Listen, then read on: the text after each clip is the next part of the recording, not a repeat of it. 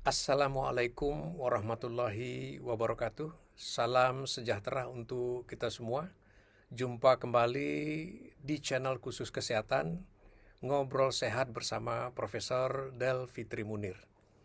Para penonton sekalian, mungkin hampir kita semua pernah mengalami sakit pinggang. Tetapi ada sakit pinggang yang cukup serius. Nanti tentu akan memberikan komplikasi yang serius dan perlu penanggulangan yang serius juga. Kita akan membahas sakit pinggang atau sakit punggung bawah ini bersama pakar kesehatan saraf, Dr. Aida Fitri, spesialis saraf konsultan. Sudah hadir bersama kita pakar penyakit saraf. Assalamualaikum, Dr. Aida.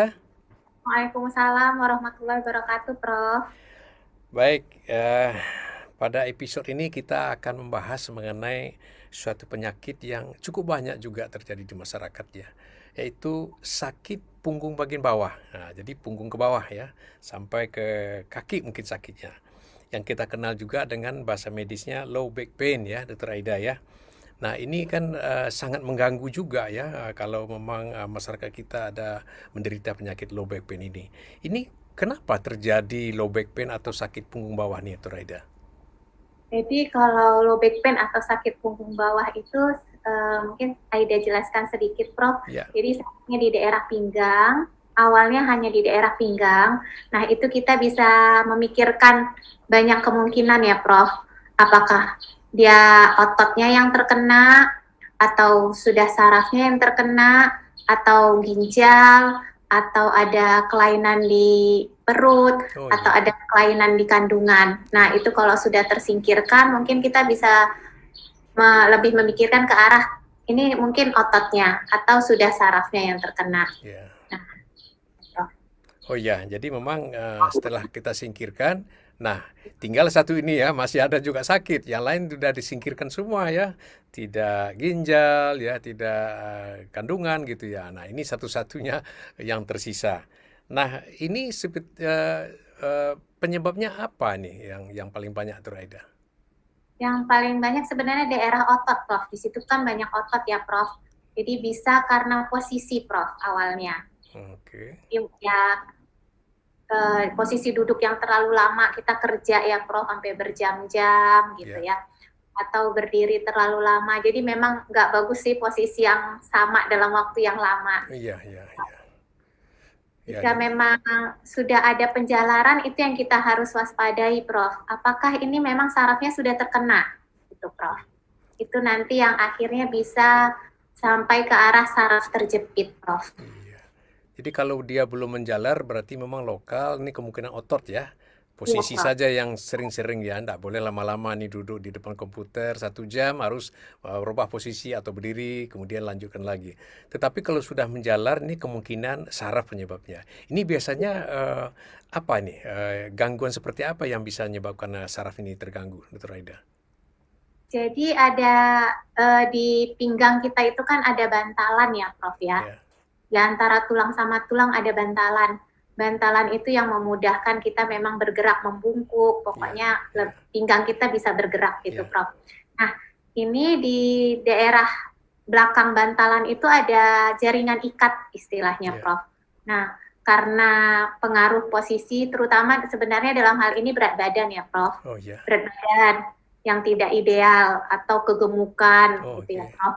ya. Kemudian sering mengangkat berat. Hmm, Nah, cara mengangkat atau memegang barang yang salah juga bisa, Prof. hmm, hmm, Nah, hmm, jadi hmm. itu menambah beban di pinggang kita, sedangkan tubuh kita kan bebannya terutama di pinggang, ya, Ya, Prof, dan di lutut. Nah, bantalannya ini akhirnya keluar, Prof.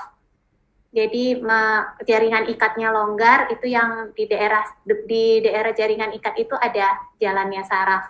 Makanya akan ada keluhan awalnya sakit pinggang, lama-lama menjalar ke paha, betis, kaki gitu ya, Prof. Terus ada keluhan kesemutan juga jadinya, Prof, kebas, baal di paha, betis atau kaki, Prof.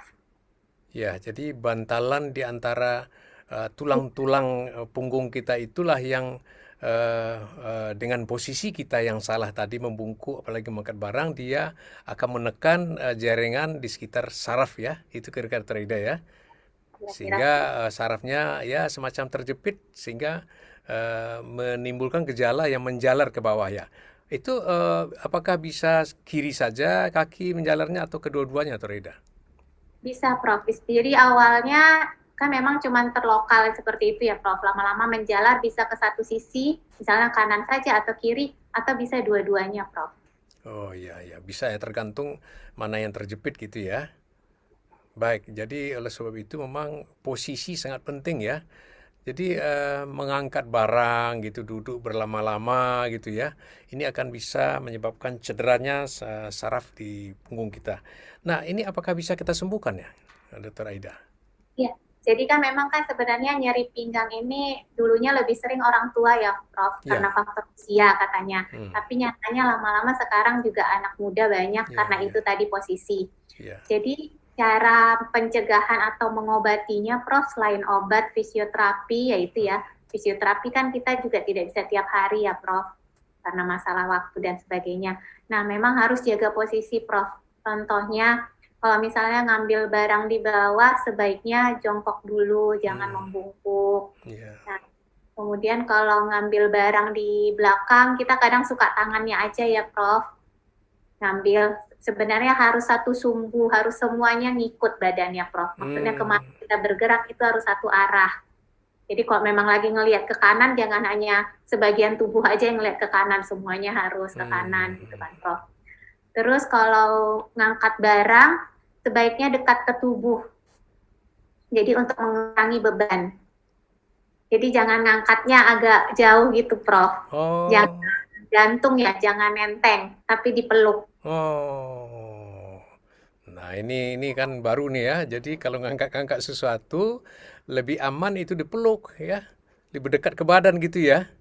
Iya benar, Jadi Prof. mungkin kalau jauh dari badan daya ungkitnya ini yang bikin cedera ya di belakang ya, tulang apa bantalan kita ya.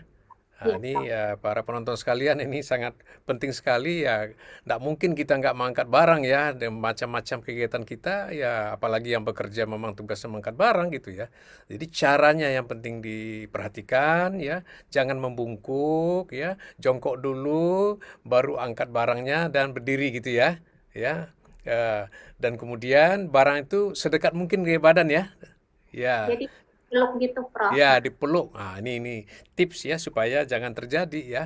Nah, karena semua kita punya risiko bisa terjadi gangguan penyakit low back pain ini. Lalu ini apa bisa disembuhkan, Dr. Aida? Memang sih, Prof, sebenarnya dengan obat fisioterapi dan jaga posisi, terutama juga berat badan harus ideal, itu keluhan akan berkurang atau hilang, Prof. Ya. Tapi kita tetap mengatakan bahwa kemungkinan suatu saat akan kembali keluhannya itu juga ada.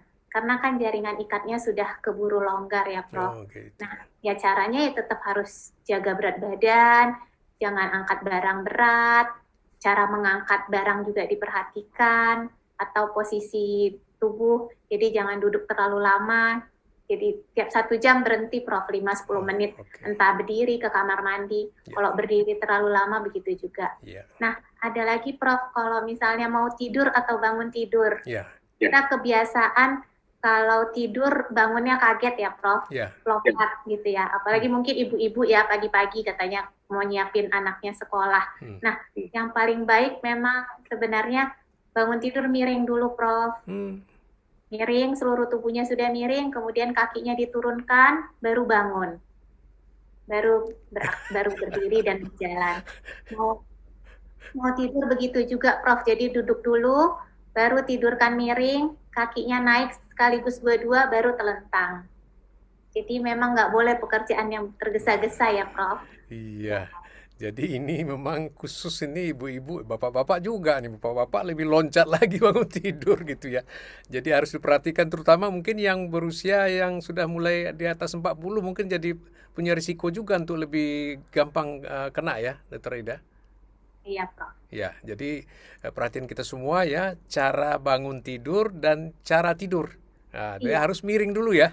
Mau bangun, mau tidur, miring dulu ya. Ini mudah-mudahan akan bisa kita terhindar dari penyakit low back pain ini. Eh, Kemudian Prof, ini maaf, ya, kalau misalnya tidur, kalau memang sudah ada keluhan sakit pinggang atau sakit punggung bawah ini ya Prof, ya. tidurnya di alas keras. Oh Jadi ya. uh, mungkin kita sarankan triplex biasanya Prof. Triplex, tapi harus di atas tempat tidur Prof. Oh ya. Di Jadi atas jangan kasur ditaruh triplek gitu ya. ya, di atas triplex taruh selimut atau bed cover. Jadi biar nggak langsung terkena, karena nggak nyaman juga ya Prof, Oh ya. langsung terkena.